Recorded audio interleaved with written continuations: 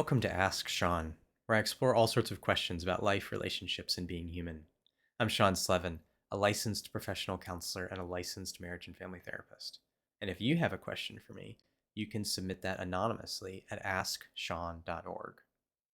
So in this video, I want to talk about triggers and particularly kind of exploring the question of should we avoid our triggers or should we more move towards them? I'm going to be very upfront in suggesting that I think that the best thing is actually for us to practice moving towards our triggers, practice facing our triggers. Um, but yeah, I want to unpack why I think that's ultimately the best thing, and lots of considerations about this because it's not as with many things in life, it's nuanced. So, but I got to thinking about this because we have this idea in our culture about uh, things that trigger us, trigger warnings, things that, if things trigger you, you should avoid those things. How can you structure your life to not have to, be around those people or things, for example?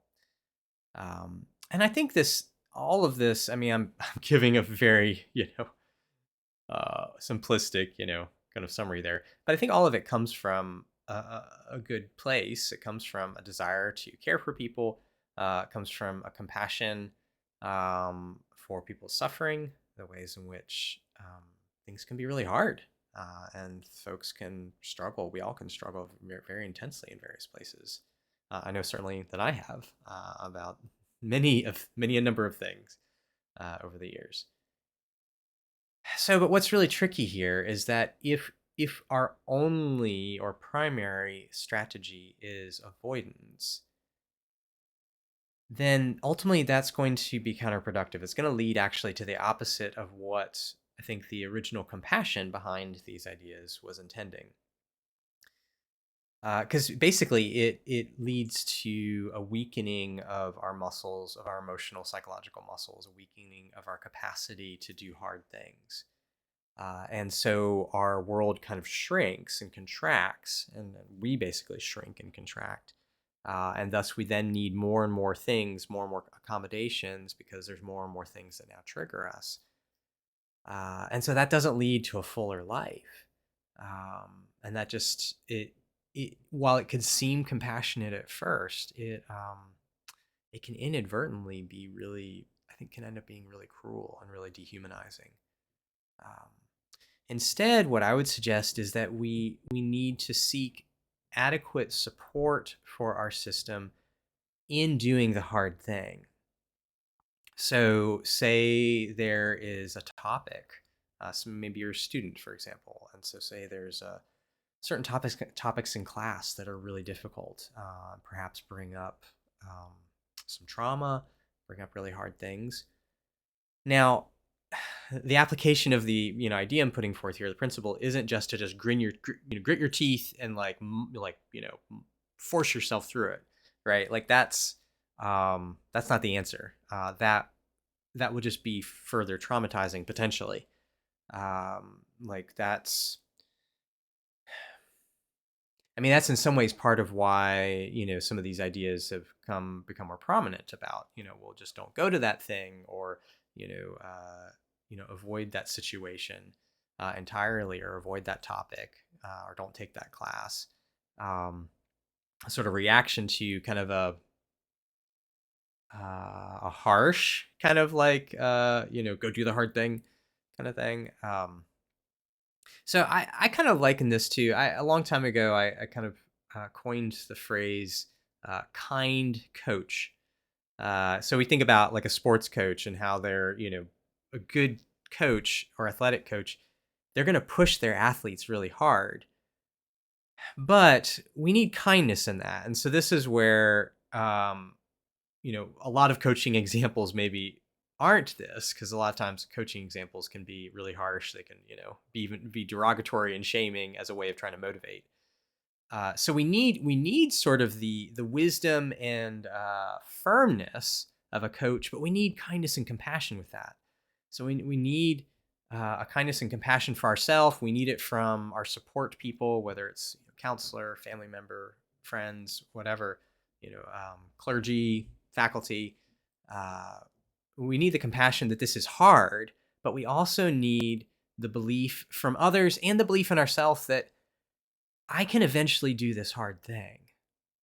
That actually is going to be better for me in the long run to do whatever it takes to be able to do this hard thing. And whatever it takes, I don't mean, again, I don't mean that in a dehumanizing way. I mean that in just in a, it is difficult kind of way. Like, so this isn't, pardon me, this isn't about what's comfortable. It's about what's just within reach. So, and so this is where we do really need often need helpful guides, people who are further down the road than us, and in their journey and their development, that can help us gauge what is too small a bite and what's too big a bite, because either one is going to hurt us. Too small a bite, which is like, I'm playing it too safe. That hurts us because that's just going to lead to atrophying of our emotional muscles. It's going to lead to contracting. But trying to do too big a bite too much too quickly leads to our going too far outside of our capacity, and potentially further traumatizing ourselves. So we're really aiming for this sweet spot where it's kind of just at the edge and maybe a little bit beyond of our capacity. So it's not way beyond our capacity, but we're having to work at it. It's like we're having to practice calming ourselves in various ways, and orienting ourselves in the space. I'm thinking in terms of, I guess, the classroom analogy, and kind of grounding ourselves in various ways. So we're having, it's hard work, and we're having maybe emotional waves that we're having to ride a bit and be with, but it's manageable enough. So that's the thing here in terms of triggers. When we're trying to work with triggers, we're not looking for easy or comfortable. We're looking for difficult enough that I know I'm doing some work, but not so difficult that it's impossible. And so that is where it's like, okay, if that's way too big a bite, if that's like way outside my range, well, then I do need to avoid that for now. And that those words "for now" is the key thing, because it's making it clear to myself. The goal is that I'd be able to go and like have my system be able to manage whatever difficult emotions of any context. I mean, that's the goal for all of us, right? That we could just live our lives. And if hard things happen, we can have our emotions about it. We can ride the waves of those, and we can ultimately be okay. Difficult emotions aren't the enemy. What is problematic is when we don't have the capacity to ride the waves of those emotions, without it becoming kind of traumatizing. So it's where we're drowning in the emotions, and then we start to disassociate in some kind of way, going into any of the various survival modes that are built into us as humans. So yeah, so this is a really key thing. I mean, because none of us want to end up like agoraphobic, right, where we can't leave our home. That's that's not much of a life, and I don't mean that in any kind of shaming way. I just mean that like we're meant for more. Like we humans we're meant to explore and to create and to play and to discover, and all of that requires risk. All of that requires expanding out into the world, letting ourselves take up more space, letting ourselves encounter the new and the unexpected in other human beings and in other places and in other ideas, and letting ourselves, have moments of like, ooh, wow, I don't know what to do with that concept or that person or that experience. But to have the capacity to be able to kind of hang with that, hang with the uncertainty, hang with the discomfort, hang with maybe some past wounds that get triggered by that, be able to stay with them and work with them, maybe even help some new healing happen, and then continue to expand into the world. So like that's the payoff to this, right? Like that's the payoff to this path. Um, but yeah, I guess another thing I want to say too about thinking about triggers, and why we need to be more oriented towards facing them, towards, I would say, actually even building a relationship with them as opposed to avoiding them, is that triggers really are, it's just another word for parts of us that still need healing.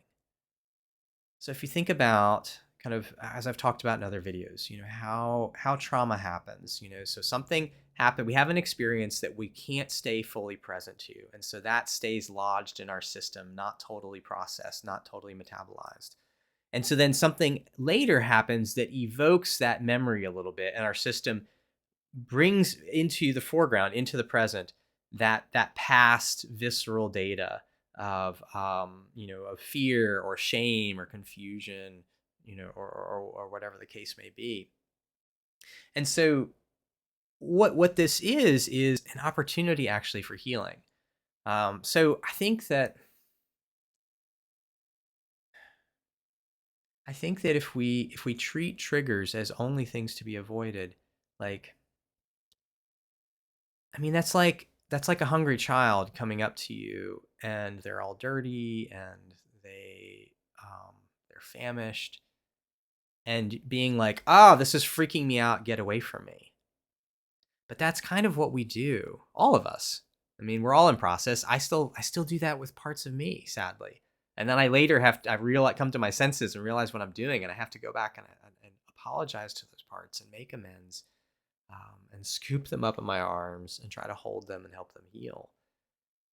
But we all have these ways these habits of avoiding our triggers, avoiding circumstances that might evoke these parts of us that are crying out for healing.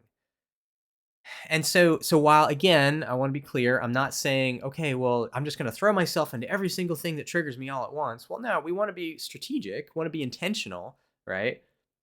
But the goal is to move towards expansion, expanding ourselves, our to be able to like live in the world more fully and experience more of the world, and be less afraid and more able to be even with our fear if we are afraid, and not be overwhelmed by our emotions, including fear, or shame.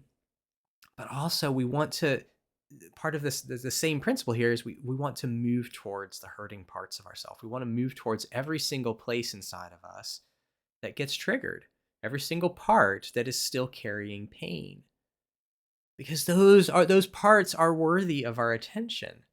Like, they're precious. They're precious, often child parts of varying ages, but not they don't necessarily have to be child parts. I mean, they can be of whatever age. I mean, it can be from something from last week that was like really intense and traumatizing. But the point is, like, any part of us that's still carrying pain, any place where we're getting triggered, that is a flag, that is an invitation that's saying, hey, there's something in you, there's something in me that is crying out for healing. And so I don't want to ignore that. I don't want to build my life around the avoidance of that. That's like forever ignoring the starving children inside of me. Like, that's a really horrible thing to do. Like, we recognize that's horrible with like physical beings, but it is just as true and just as horrible with the psychological, the spiritual, kind of beings, if you will. There's these parts of the self. I don't mean multiple personalities. I just mean aspects of the psyche, that have gotten sort of sectioned off because we didn't have the ability to be with the intense emotions that those parts carry.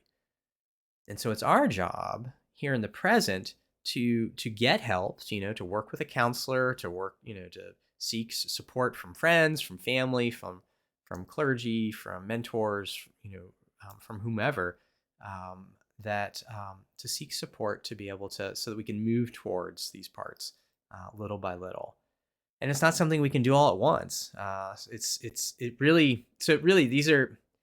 are two ways of describing the same thing, like kind of what I'm talking about here, sort of this, expanding into the world in terms of our triggers, and this moving towards our triggered parts and building relationship with them, and trying to know their story, not just the data of their story, but to viscerally be with them in their story, to hold them, to weep with them, because that's how we build up that capacity to ride those intense waves of emotion.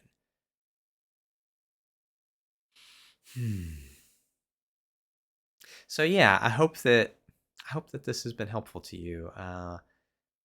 Maybe this is all familiar to you and already how you're living, or maybe there's some new things here. Maybe some of this challenges some of what you've been taught. But I just invite you to sit with this a bit, and to really to ask yourself, is my life expanding or is it contracting? Is the kinds of people that I'm able to be around, is that getting more and more limited, and getting more and more select? I mean, I'm thinking about sort of the kind of our current cultural moment and the sort of the pattern, the movement towards tribalism of like, I can only be around people who are just like me. Or are you finding that you're able to be with more and more people who are very, very different from you and have maybe very different beliefs, even offensive beliefs? Um, and I'm not saying you have to agree with their beliefs. Like this is the thing, right? Like the point is to be able, can my system be able to uh, stay grounded enough to be in the presence of a fellow human and really try to understand them even as I disagree with them. Um, yeah, I might do a separate video on that because I think that's such a yeah, that's such a just a relevant topic. But just it relates to this in terms of like this. It's what that's one of the markers of like, is my world expanding or contracting, in terms of like who I can be around, what topics I can engage with, what emotions I'm able to allow myself to have, or I can be in the presence of others having, all of these kinds of things. The goal I would suggest is that all of that be expanding, that we be able to be present to more and more and more while still being grounded, while still being okay. Doesn't mean comfortable, doesn't always necessarily even mean happy, but be okay, still be ourself, still be, I'm still me, you're still you.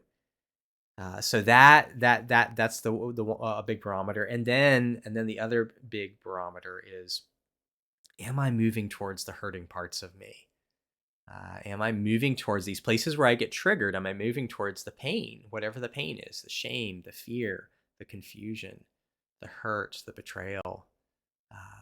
Am I moving towards those places, or am I avoiding them? If I'm building my life around not feeling those things, then to some degree I am perpetuating some form of what was done to me. I'm perpetuating that to myself. Like I am avoiding, I'm abandoning, I'm neglecting, I am perhaps even abusing. Think about how we can be really hostile internally. We can have all sorts of shaming attitudes and postures towards parts of ourselves of like, I just shouldn't feel that. Why do I feel that? It's been 30 years or whatever the thing is. I mean, that phrase I hear all the time, with my clients. And I don't ever feel frustrated or impatient with them. It's helping them actually learn how to not be frustrated with themselves, as I've had to have had to have that help for myself, to learn how to be like, well, yeah, of course I'm still feeling this. I'm not done with it. Doesn't matter how long it's been. If it's been 30 years, 40 years, 60, 70 years, like there's no limit. If it's still in there, if there's still charge, if it still triggers me, then there's still, here's the really freaking cool thing. Then there's still a chance at healing. So, I guess that's a really key thing here, is that like, and kind of my heartache about when we only approach this stuff as like avoidance, when we just treat everything as, okay, that's too much, and we don't even have a view towards how can I build up the capacity to be with it, is that we're missing out on a chance at healing. Like the fact that we can get triggered means there's another chance. Like I know that getting triggered is really, it's really fucking inconvenient. I mean, let's be real. Like we get triggered at unexpected times and it throws us all off. It throws us off balance. Might wreck our day, our week, depending on how intense it is and where we're at in terms of our capacity to be with stuff. Like it's really hard. It's really unpleasant. And so it's easy to like, pardon me. It's easy to be only negative about this, to think this is just a thing we need to get rid of. I mean, this is what we do in our culture. We just treat things as symptoms to medicate away or something, or put a Band-Aid over. But the fact that you can still feel something, the fact that it is, messing up your day, that it's freaking you out, means you can still heal, because you still have access to that raw place. Now, I'm not trying to say it's easy. It's one of the hardest things to do. But my goodness, what a gift that we still have a chance to heal. That it could be 70 years ago. And you don't have to be doomed to like leaving that unhealed. Like that even that long ago, 70, 80 years, however long, it doesn't, there's no limit. Like if it is still alive in you, if it's still bringing stuff up, if it's still, if you still get triggered, then there is still a chance for you to experience more healing. Doesn't mean the healing will be perfect, but it can be more than what you have already experienced. It can be further along the road of healing. And so that's really the thing here, is that even though it's inconvenient, even though it can just be like, like this was not what I was planning today, or for this afternoon or whatever the thing is, like it's an invitation, it's an opportunity. And look, and I don't mean that in some kind of like put a happy smile on it. I mean, like, when I'm intensely in my stuff, like I feel frustrated too. It's just like even though I've done this cycle so many freaking times now, that I have a pretty good like installed sense of like, okay, I know what this means and I know what I need to do, but I can still at my edges be like, I don't freaking want to have to deal with this. But I also know that ignoring it is both cruel to that part of me, and it's just going to make things worse. It's just going to further entrench unhealthy coping. It's not going to bring me peace. It's not going to bring me joy. And so I struggle to turn towards it as best I can. And I have my helpers along the way, therapists and friends and loved ones and whatnot, who stand beside me to varying degrees as I try to turn towards what I'm afraid to face inside of myself. And even though it's hard and it's messy, such a messy, imperfect process, it's always worth it. Like it's always worth it. So you are worth it. These parts of you are worth it, and you can experience more healing. Every time you get triggered, that is your inside saying, hey, it's not too late. We can still heal. We can still experience more healing. We can still grow. We're not done. We're not frozen in time. We don't have to be stuck like this forever. Like we can get a little bit further along the road, and then a little bit further more, and then a little bit further more. And we can keep moving as far as we can in our lifetime and heal as much of our soul as we can and expand and live as full a life as we can. Like it is not too late.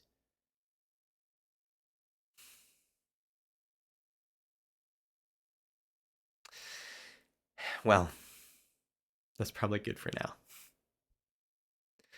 Until next time, peace be with you.